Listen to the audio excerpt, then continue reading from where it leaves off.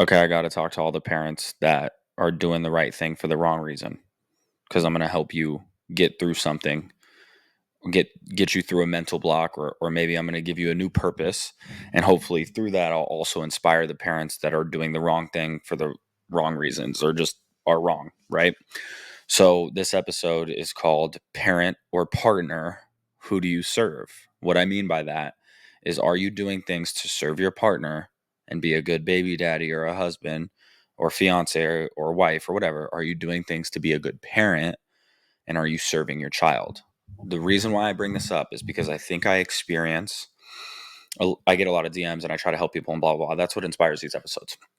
I think I see a lot of people going through burnout, or I see people not doing the right thing at all because they don't realize who they should be serving, right? So a great example of we'll do both sides.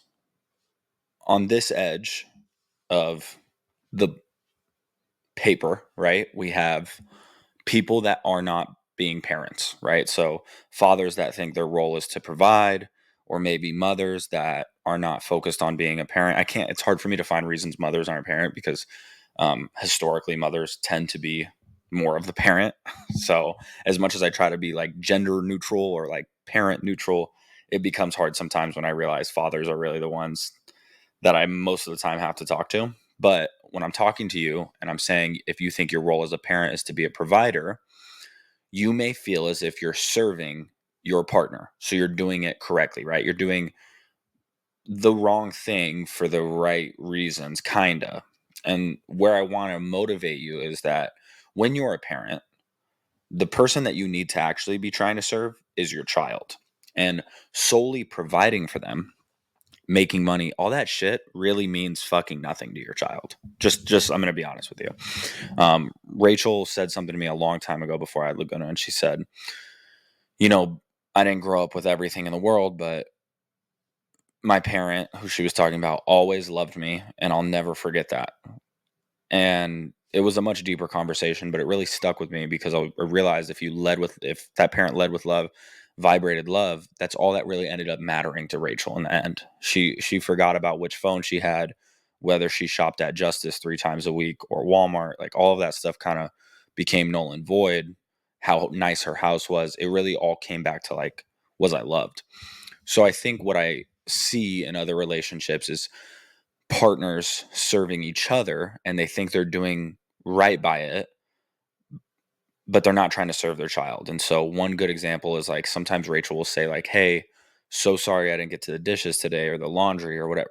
She may think like she was serving me by doing that because I was at work and her role was to take care of the household duties and in her head, right? And I'm like, "Yo, is Laguna happy and safe?" Like that's all, like serve your child, right? And so the reason why I think I'm such a successful father, and by successful father, I'm sure a lot of you all are in your own way. But what I mean is like the connection I have with my daughter is genuinely unmatched.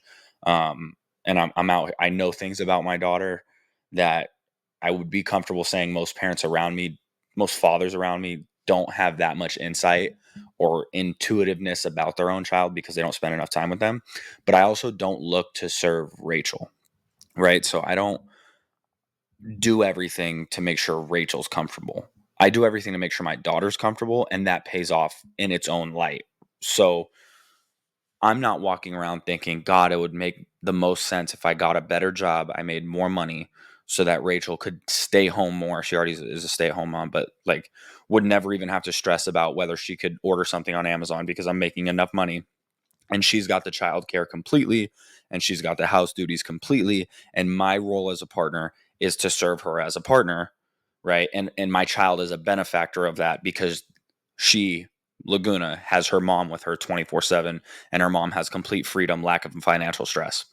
Although that sounds fine and dandy, and I think a lot of men and fathers probably sit on that side of the coin and they think like, man, I'm doing the right thing, no pun intended about sitting on the right side of the coin, but man, I'm doing the right thing. You're really not serving in the way that's going to benefit you and your family the greatest. And so often when people ask me about what's the greatest thing about fatherhood or what's like the most surprising thing, or I just did an interview with Newsweek that was like, what is the best thing about being a girl dad? I'm like, the best thing about being a girl dad is realizing that I'm not put on this earth to take care of my daughter. My daughter's put on this earth to take care of me. Like, she healed a broken heart. She showed me unconditional love. She mended trauma that I had from my past because she loves me so unconditionally. She gives me this feeling, but that's all through serving her, right? So when I come home, I want to serve my daughter. And so I want to grab her, play with her. I want to do the diaper changes coming up next. And I know that Rachel is a benefactor of that. And that's making our relationship better. A lot of people say, like, how did you and Rachel keep it alive? Or like blah, blah, blah through postpartum. Like, all of my initiative to be in Laguna's life has really been a benefactor for my relationship with Rachel, because so much stress can be taken off of her. And more often than not, actually, I find myself cracking. Like, if anything, the person I need to like refocus on is myself. And that's actually a good place to be in. Right. And so, and mothers find themselves in that place a lot. Like, I don't want to generalize an entire population, but a lot of mothers find themselves like on Mother's Day or their birthday saying, like, I don't want to make any decisions today. Like, I really want to be left alone. Like, maybe you could take the kids. Like, they need to, I want a spa day. They need to focus back on themselves because they have for so long, unselfishly taking care of everyone else and serve their children, which likely the benefactor of that was their partner. So like, because they took care of the kids so much, the other partner was able to go to work, advance their career, blah, blah, blah, blah, blah. And they were a benefactor of that. And they felt like, oh, we have a great relationship. She's at home taking care of the kids. She's never financially stressed. I'm making all this money and that's really helping out. And I kind of want to tear down that narrative that you're really helping out. Really, you need to get in the weeds, and that's helping out. And they're a benefactor, but really you're the one that's going to feel all of this immense positive emotion because you're there for your child. Like, loving your child is literally like what I imagine people, like Christians, when they say they found God. Like, every time I hear a Christian describe like what it was like to be saved and baptized and stuff, I think like, wow, that's how I felt when I met Laguna. Like, not trying to call Laguna Jesus, but I think she might be. And the only reason I've developed this thought process is because Laguna has done the things that I hear Jesus does. Loved me unconditionally, forgive me for my sins. All of that stuff has made me look at Laguna and be like, you're angelic. You're a prophet. Like, that's, I think, the highest of her, but that's because I'm constantly there to be involved and serve her. So on that side of the coin, it's like serving your partner at all happens as a like kind of runoff of serving your child, right? So I need you to go in there and I need you to get involved, and that's the right answer. Now, on the other side of the coin, you have people that probably think like, me serving my partner is the best thing I can do for this family. And so by that, you might think probably the same thing, that you should go to work and provide and stuff. But maybe you might think, oh, my wife is responsible for all the household chores, so I'm going to cook dinner tonight and do the dishes. But like, you don't intervene with the child care still, right? You might come home and say like, I'm going to pick up the house a little bit and get her car washed, right? You're going to take care of those things. I'm going to get her oil changed. Like, you're serving your partner, like the main person that you're trying to directly affect with that little kiss of love, that act of service, that word of affirmation is your partner. And hopefully your child is a benefactor. You got the car clean, now the back seat's clean for your daughter. You did the dishes, now mom can focus more time on the daughter. You made dinner, now mom can have a better bedtime routine and read a better book because she's not so stressed out with daughter. Great job, and I'm sure your partner really appreciates that. But I think you're missing that the benefactor, like your daughter, is not benefiting as much, or your son or whatever, is not benefiting as much from you serving your partner as your partner would benefit if you served your child. I want you to think about it in like more simple terms, right? If you got up and you knew your wife had to make breakfast, so you made her breakfast, and that freed up time so she could feed the dogs, likely the better thing you could have done was just feed the dogs, right? Taking that off of her plate, served your dogs directly, because now your dogs are happy and they're eating and everything's taken care of on that end. And now your wife gets to serve herself, right? Because it feels good to love yourself, to take care of yourself, to be with self. And if you don't have that oneness with self, you're going to feel yourself falling short in a lot of areas, even if someone did the dishes for you, someone's giving you an allowance, right? Your husband gives you a credit card you can use with no limit. All of that stuff is not going to fulfill you the way like self is going to fulfill you, right? So by me taking Laguna on a date in the morning and allowing Rachel to wake up slowly, no crying kid, make herself breakfast, yada, yada, yada. Now she can meditate, read a book. All of that is her serving self. And that's a direct correlation to what I did with baby, which was me serving myself because I was with the love of my life, right? And the benefactor is my baby. She's like, oh my God, all this time with dad.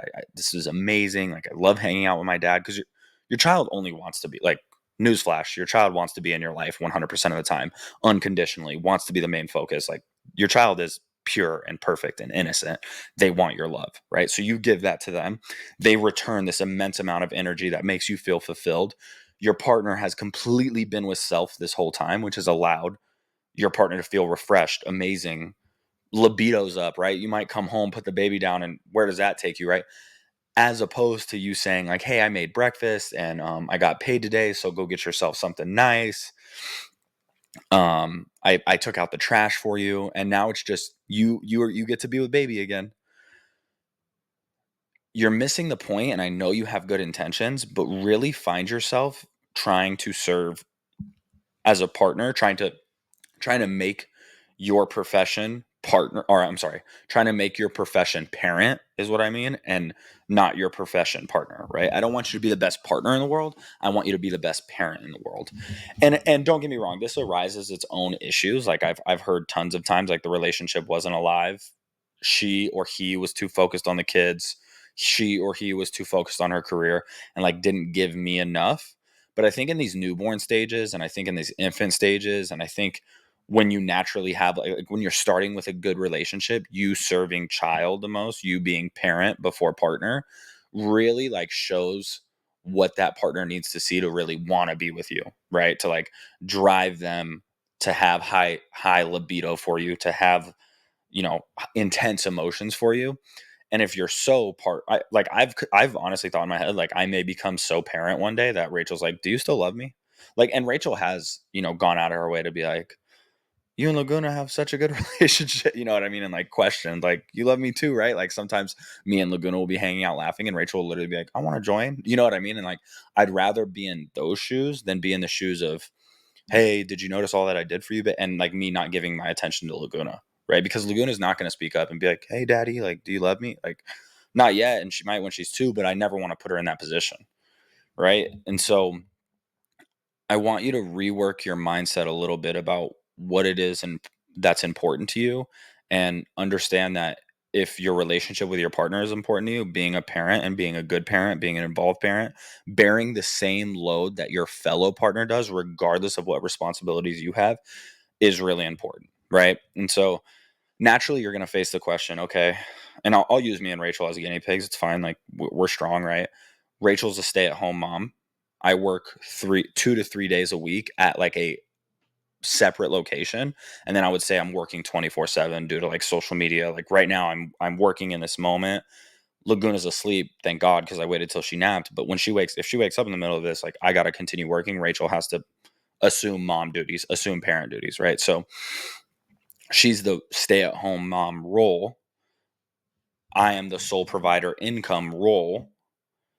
If I try to bear the same amount that Rachel does when it comes to parenting Laguna, to being there for her parent wise, it may beg the question of a lot of partners, then what's the other partner doing? Right. So if you're working and trying to be 50% the caretaker, what is the other partner doing?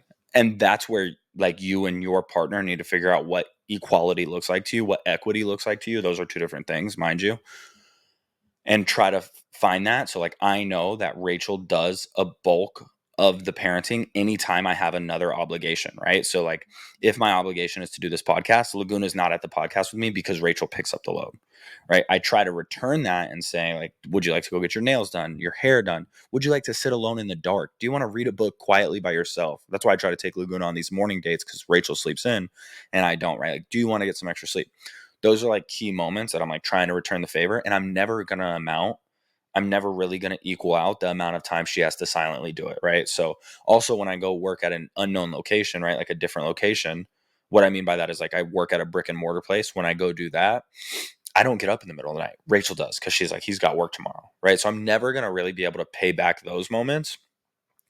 And so equality or equity, or any way you want to frame it, really, I would say equity is what we go for. Equity in this household is like me trying to be a parent all the time, 100% of the time, and knowing I'm going to fail. So me is my equity looks like I'm going to try to be the main partner in every little thing I can be, and then I know I'm going to fail. So if Laguna wakes up right now, I'm going to fail.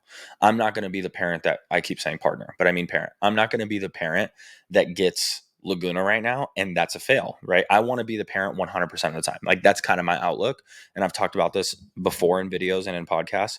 My outlook is like I want to do it 100% of the time. Like if I could breastfeed, I would breastfeed, right? Laguna's not bottle fed and Rachel doesn't pump. So like that's an area that I'm never going to make up for the time that Rachel is doing that. But if I could, I would, right? I want to be that person 100% of the time, but I'm going to accept failure. So when I have to go out of town for work, like I was out of town Sunday, Monday in DC for a work event, I failed for 2 days straight. The trip was 49 hours exactly. I failed all 49 hours. I was not the parent that was there 100% of the time doing everything that Laguna needed to be done. But that's okay because I accept failure, and I know that my role of being the provider is secondary to my role as being the parent, right? And I think that as long as your roof is still over your head and food is still on your table, like you don't have to put such an emphasis on being the partner that's serving your family through providing. You can go ahead and focus on being a parent and allow the abundance of, monetary gain, or the abundance of what's keeping your roof over your head to come naturally because you're a good person. And you're a good person. And I know that because you're being a parent first. So both sides of the coin are really important, but I want you to look at them in a different aspect and know that if you think you being a provider is like your main role and you're doing the right thing, you're not. Like, let me just tell you to your face, eye to eye, look at me when I say this, you are not doing what's best for your family.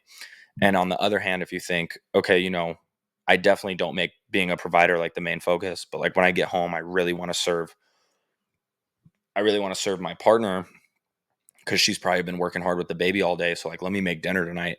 You're also not, doing what's best for your family. And that's not to say that making dinner isn't good for your partner, but maybe you make dinner, right? Like, I don't want you to use that as like your ammunition to get out of being a parent. So a common practice in my house is like, if I'm taking over dinner, like let me make dinner, let me feed Laguna dinner and Rachel dinner, right? Like, let me feed the whole family dinner. Let me bathe Laguna because she's super dirty. Something I've been doing recently, it seems small, but it's really helpful. Rachel likes to lay down or decompress while I do the bath time. And we'd always call each other for a towel. Like it kind of was just like a habit. Obviously, we could put towels in the bathroom so that we'd never have to call each other. But it was like we would do a transition. Like, hey, grab me a towel. I would hand baby to Rachel, and then she would take baby into the nursery, get the diaper on, get her changed. Maybe I'd read a book and she'd put her down. I've kind of transitioned that because I realized I was serving probably selfishly myself. And maybe I was saying, like, hey, you got it now. I'm done being a parent in this moment. Right. So now I've been draining the bath completely. So Laguna's not in any water at all, running to get the towel myself, drying her off, getting Laguna dressed because she's been really tough to get dressed recently.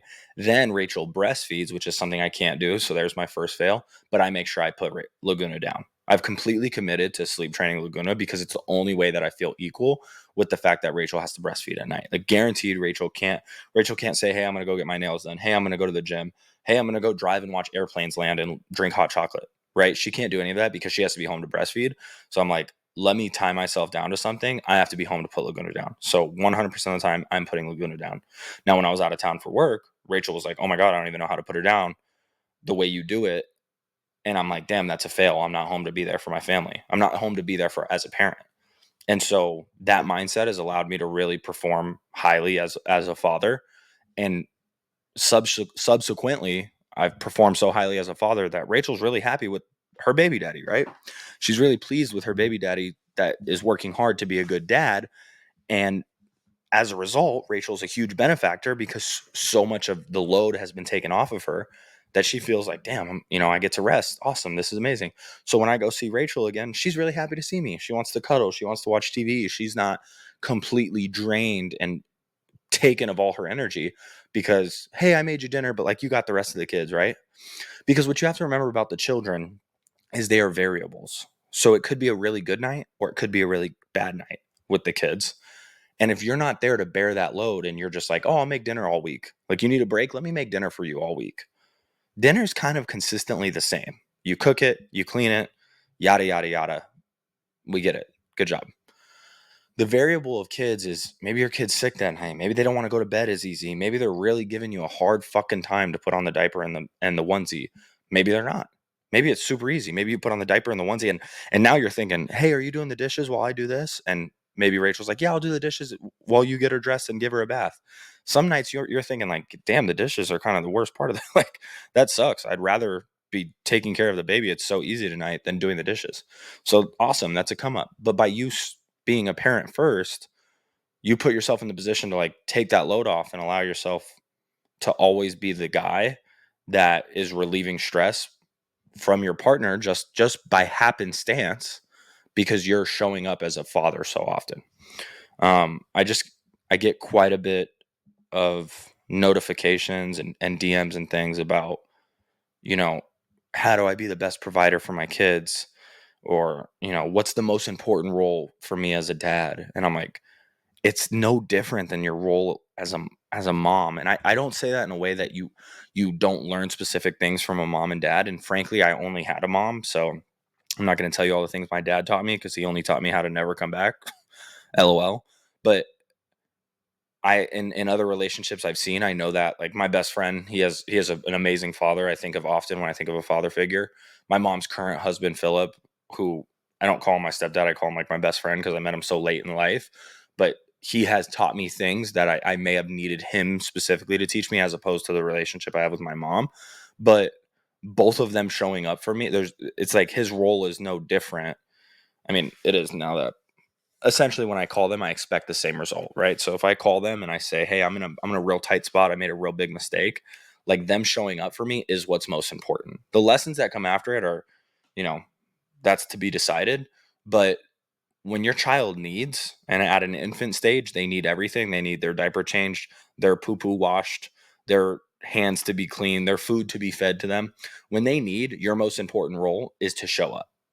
When your child needs, your most important role is to be there 100% of the time, showing up completely, right? It is not the mom's role or the other partner's role.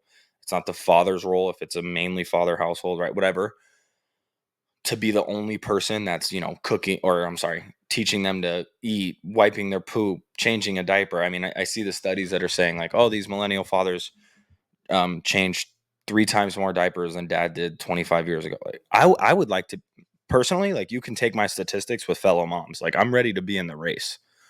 Like, I'm ready to jump over to the mom category and see how I perform. I'm not worried about whether I'm performing better than dad's 25 years ago. Like, if you're stuck in that mold, that shit should make you uncomfortable. Like, when people are comparing you to fathers 25 years ago, or even your fellow father next to you, like, immediately get uncomfortable. Assume that they are not in the same class as you, right? I'm not going to compare Spirit's fucking best seat to a first class fight on JetBlue, right? And if I started to, JetBlue would be like, honestly, just take me out of the conversation. Like I'm meant to be compared to the best of the best, parent wise. It doesn't matter if it's mother, father, alien, grandmother. Like I'm ready to go ahead toe to toe with anyone. And that's because I know that I'm trying to show up for my child 100% of the time, regardless. Like there's no lesson that Rachel needs to teach that I can't. There's no hug that Rachel needs to give that I can't. There's no role that Rachel needs to fulfill that I can't outside of breastfeeding. Right. And so I've given myself this attitude. I've assumed this responsibility and I'm not going to let it go. Like I will not let it go. And this has allowed me to be really successful. And I think it's also driven a good relationship with Rachel. I think it's really put jetpacks behind whatever maybe we could have had, more than just as like intimate relationship, more than just as like girlfriend, boyfriend, or whatever. It's really driven a good friendship between me and Rachel. Like I think it's given us kind of a mode to our relationship where like if anything ever happened to us, we know that our child would be safe with the other. Like it's really given her a sense of security. Like that's a good fucking dad. Like that's the best dad in the world, maybe. And I am the best dad in the world, right? I'm gonna say that. I'm gonna vibrate that. I'm gonna manifest that because it's true, right? I think my success with my daughter is like the perfect masterclass to manifestation. I'm the best dad in the world. I refuse to believe anything else. Like there's no one doing it the way I'm doing it. I promise you. There's no one that loves her the way there's no one that loves their child the way I love my child. Right. And I'm manifesting that. She's going to feel that from me. Laguna will feel that same feeling. Like, this is the best dad in the world, Superman.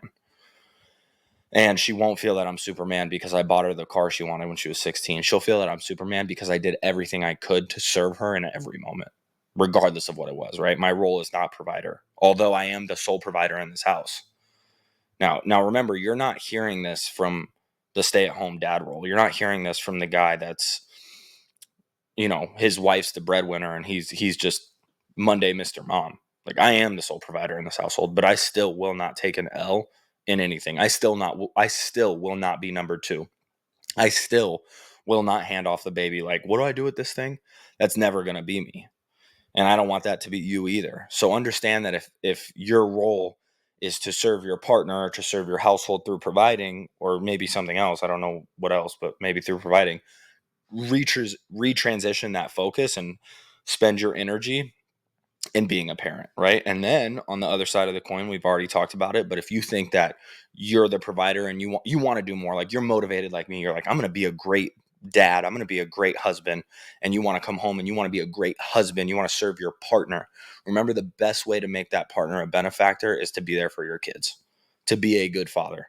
That is what's going to serve your partner in the highest form. And so if there was any confusion, I hope I got to clear it up for you. And this isn't just how I feel. This is what the culture feeling.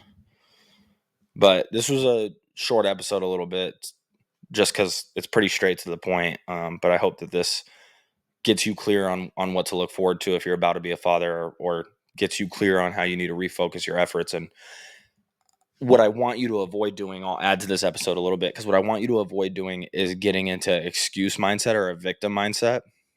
Like, okay, well, I'm the main provider and my job causes me to work 24-hour shifts. I was in the military, right? So we had 24-hour shifts sometimes. And maybe you're in the military and you got to be deployed for 6 months.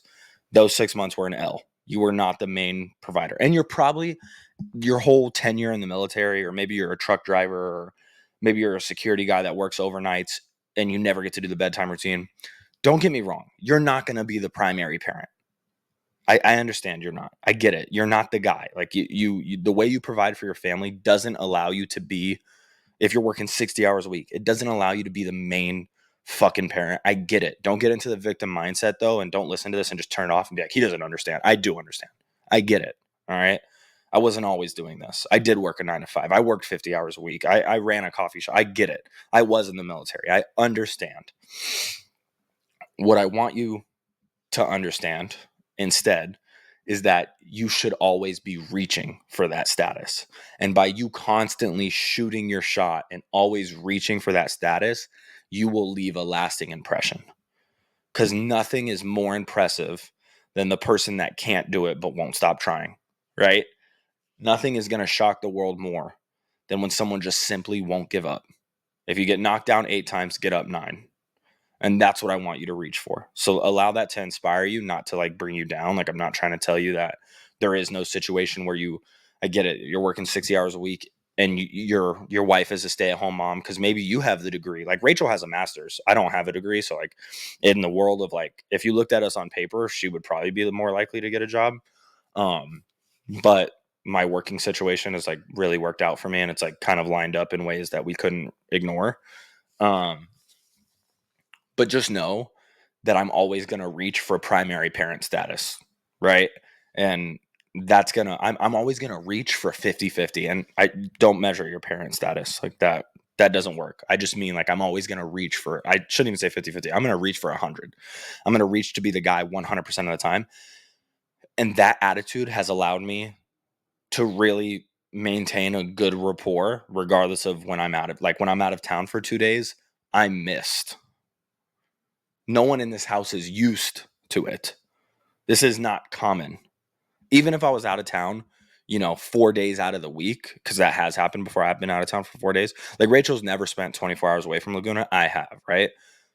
Rachel, when I walk out of the house and I'm gone for, 36 hours or 48 hours or 72 hours, like she is uncomfortable in the sense that she doesn't have her co-pilot with her. She's comfortable in the sense that she's done it before, but she knows that since I constantly am reaching for that 100%, like she feels the displacement in the household that I'm not around. She's like, holy shit, there's a lot to do, which I'm not used to because my partner's here doing a lot of it. And I want you to put yourself in position to be that same fucking guy, that same woman, that same person, that same partner, that same parent. All right, if I didn't inspire you, I don't know how to. Good luck, everybody. I love you.